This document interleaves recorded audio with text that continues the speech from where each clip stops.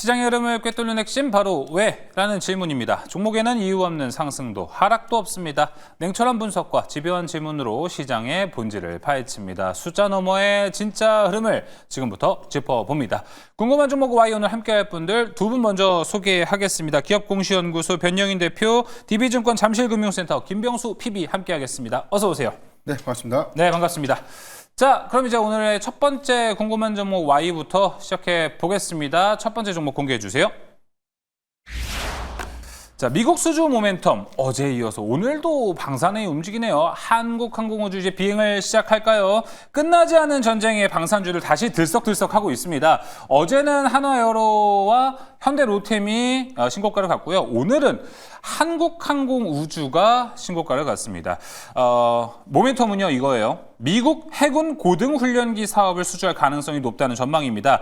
한국항공우주와 미국의 로키드 마틴이 한 팀이고요. 보잉과 사브가 또 팀을 이뤘습니다. 이 둘이 경쟁을 이제 하는 건데 과거에 이 한국항공우주가 보잉에 밀린 적이 있긴 했지만 최근 보잉의 이 T7 기종 개발 난항도 있고요. 파업 이슈도 있기 때문에 이번 기회는 한국항공우주가 채갈 수도 있다라는 전망도 함께 나오고 있습니다. 자, 여기서 이제 제일 중요한 거죠. 계약 금액은 현재 10조 안팎으로 나오고 있습니다. 한국항공우주가 얼마나 가져갈지는 미지수지만 대형 계약임에는 틀림없습니다. 자, 그렇다면 변영희 대표님, 일단은 전쟁 리스크가 계속 불거지고 있고 어제부터 뭔가 묘한 흐름이 있었습니다. 조방원 다시 움직이는 거 아니야? 근데 특히 방산이 연일 이렇게 움직이네요. 뭔가 좀 기류가 느껴지십니까? 네, 우선 뭐 이거래일전에 대한 흐름들을 보면 방산주가 좀 반등이 나오는 모습을 보였는데 일단 이스라엘이 가자시티에 대한 지상군 투입을 좀 결정했다. 이 부분이 다시금 좀 중동 리스크가 좀 재부각되는 것이 아닌가. 그러니까 수급적인 어떤 기대 요인들이 좀 됐지만 전체적으로 과거와는 좀 다르게 모든 방산 기업들, 특히나 중소형 방산주들이 단기 수급이 좀 크게 부각되기보다는 개별 종목들, 선별적인 종목들만 좀 강했다는 좀 차이가 있고요. 오늘의 경우에는 오히려 일단 지상군 투입이 좀 결정되고 난 이후에 모든 방산주가 좀 좋은 것이 아니라 한국항공우주를 좀 제외한 방산 빅4들 대다수가 오늘 좀 조정을 좀 받는 그런 어떤 수급적인 차이가 좀 있었기 때문에 일단 뭐 지정학 리스크에 관련된 부분들이 크게 좀 확대되지 않는다면 시장의 영향은 다소 좀 제한적이 좀 되지 않을까. 그러니까 이전부터 좀 제가 강조를 좀 드렸는데 앞으로는 지정학 리스크에 관련된 어떤 부분들보다는 개별적인 어떤 수주 모멘텀 그리고 이런 부분들에 관련된 연속성 있는 흐름들이 더 중요하지 않을까라고 판단되고 있는데 일단 오늘 한국항공우주의 경우에는 수주 기대감에 관련된 부분들이 현실화가 좀 되면서 일단 오늘 52주 신고가라는 어떤 수급을 좀 이끌게 됐었고 여기 대해서 뭐 현대로템이라든가 일단 뭐 하나에어로스페이스 같은 하반기 수주의 어떤 일정들을 좀 앞두고 있는 종목들의 경우에도 일단 추세가 좀 크게 이탈되지 않으면서 비교적 견조한 흐름들을 좀 유지하고 있다는 좀 차이가 있고 LIG 넥스원 같은 종목들은 오히려 이전 일에는 좀 강한 흐름을 좀 보였는데 오늘 좀 조정을 받았습니다. 이 부분은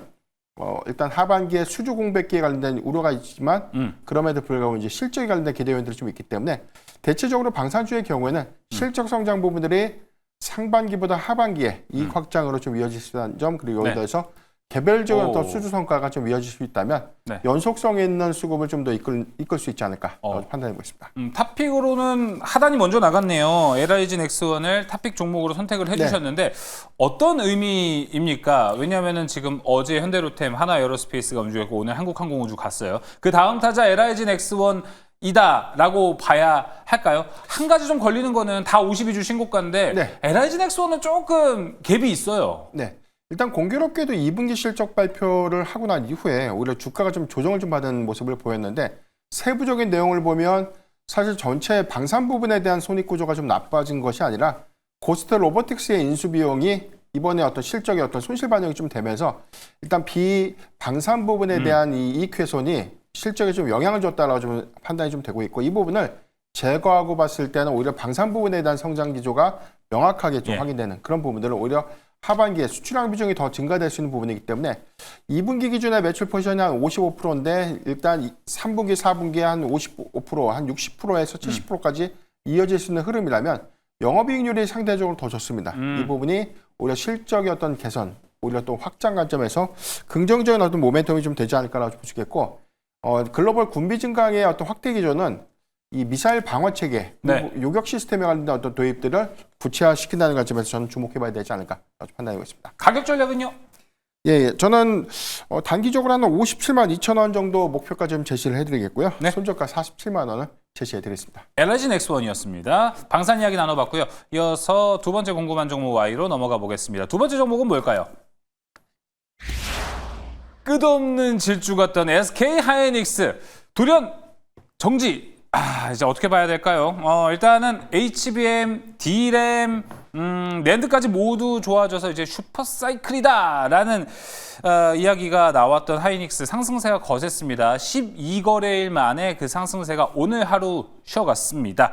이유는 뭐 여러 가지죠. 관세 리스크도 있고요. 많이 올라서 FOMC 앞둔 긴장감 이런 이유들이 있을 것 같은데요. 그래서 내일 FOMC 이후에 금리가 어떻게 방향을 잡을지 그리고 시장은 어떻게 해석을 할지에 따라서 SK 하이닉스의 이 주가도 움직일 것 같습니다. 자, 일단 오늘 개인들이 매수를 했습니다. 김병수 PB님, 좋은 선택이었을까요? 네, 일단 결국에는 SK 하이닉스 뭐 보통 말씀을 하시거나 질문을 하실 때 삼성전자랑 하이닉스 중에 뭐가 좋아요? 라는 질문이 가장 많이 나왔던 것 같습니다.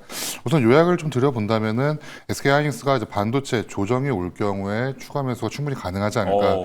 SK 하이닉스와 삼성전자 둘 중 하나를 꼭 골라라라고 말씀하시면은 SK 하이닉스를 조금 더 관심 있게 보셔라라고 말씀을 드려보고 싶고, 오늘 같은 경우에는 주가가 좀 빠졌습니다. 반도체 같은 업종에 좀 빠지게 되었는데 물론 말씀하신 것처럼 뭐 차익 실현도 있겠지만 아마 그 트럼프 대통령의 관세 관련 발언이 좀 크지 않았을까.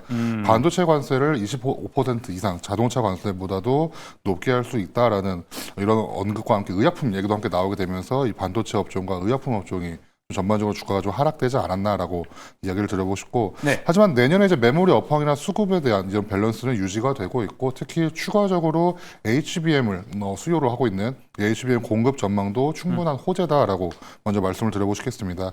단기적으로 앞으로 한 3년, 한 2028년까지는 HBM 수요가 꾸준히 증가하는 모습을 보일 거로 알려져 있고, 특히 하이닉스 같은 경우에는 3분기에 매출이 24조 5천억, 영업이익도 한 11조 3천억 정도로 지금 얘기가 나오고 있는데, 이제 기존 전망치도 한 2, 3%씩 모든 증권사에서 상향 전망을 지금 나오고 있습니다.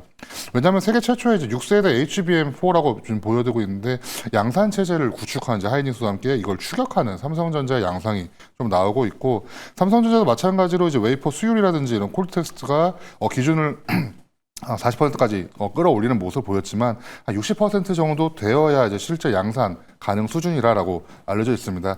결국에는 이제 SK 하이닉스가 1순위고 그다음 삼성전자 그리고 미국의 이제 마이크론이 HBM 또는 DRAM 쪽에서 좀 승산이 있지 않을까라고 말씀을 드려보고 싶고, 결국에는 하이닉스 같은 경우에는 가격적인 측면에서도 지금 35만 원을 터치하고 오늘 한 4% 정도 아래 내려오는 모습을 보였는데, 증권사 리포트에서도 이제 40만 원 넘어가는 리포트가 나오기 시작했습니다. 맞아요.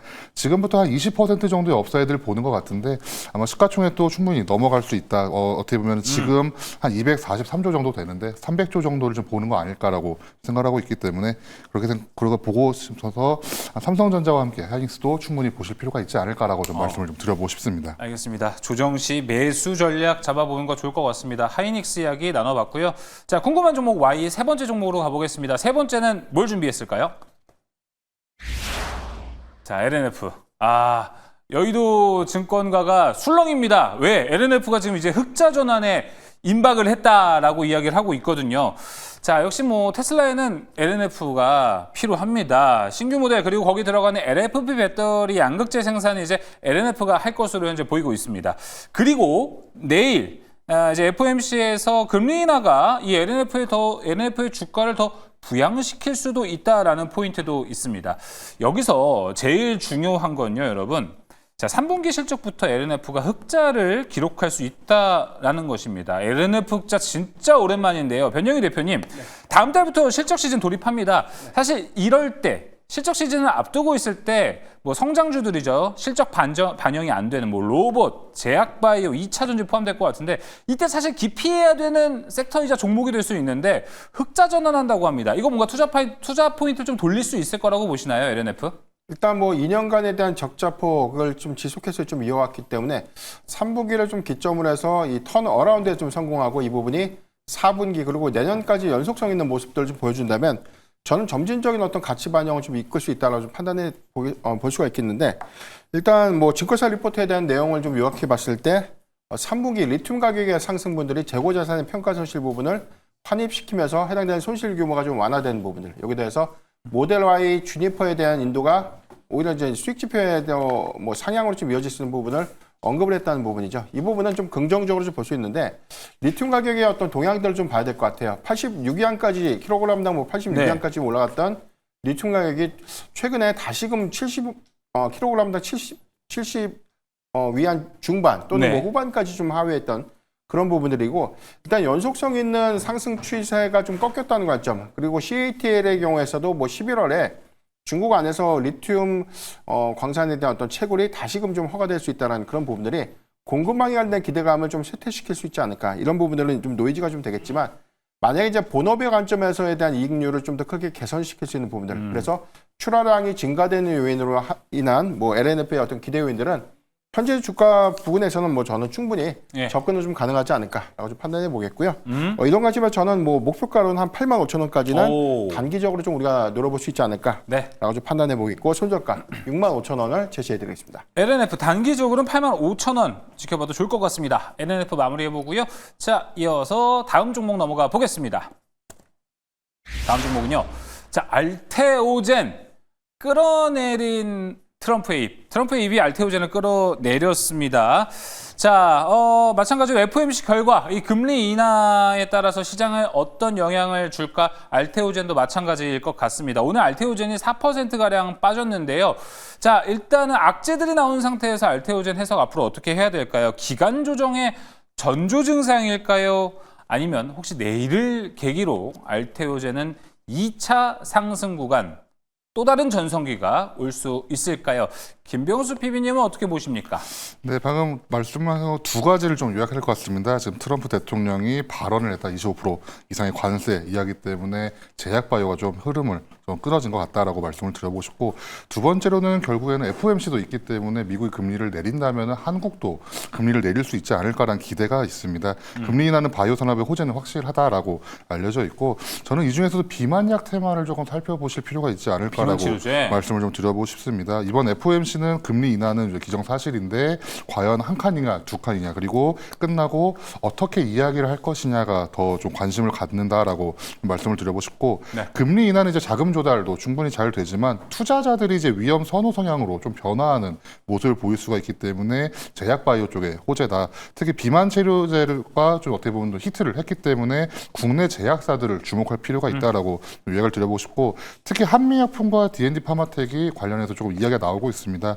한미약품 같은 경우는 근육 유지 관련해서 UCN2라는 타깃 개발을 하고 있는데 내년 3분기 중에 일상이 종료될 예정이라고 알려져 있고 D&D 파마텍 같은 경우에는 파트너사인 메세라 같은 경우에 연말에는 경구용 일상 결과가 나올 예정이다라고 알려져 있습니다. 특히 대사 이상 지방간 MAH라고 표현이 되고 있는데 이달에 임상 이상의 24주차 데이터가 함께 나오게 되면서 금리 인하 호재와 함께 수급이 몰릴 가능성도 충분히 있기 때문에 오늘 주가가 빠진 거는 아까 말씀하신 대로 트럼프 대통령의 입 때문이라고 생각을 한다면은 이번 주가 지난다면은 금리 인하 호재성으로 제약 바이오 업종을 좀 살펴보실 필요가 있다. 추가적으로 알테오젠 같은 경우에는 코스피의 이전 상장 이야기도 함께 나오고 있기 때문에 충분히 제약 바이오가 수급을 받을 수 있지 않을까라고 말씀을 드려보고 싶고 그 중에서도 비만약 테마를 좀 살펴보실 필요가 있다라고 좀 말씀을 좀 드려보고 싶습니다. 알테오젠을 비롯한 제약바이오 이야기 그리고 딱 이야기를 해줬습니다. 비만 치료제에 대한 긍정적인 뷰까지 들어보면서 오늘 궁금한 종목 Y는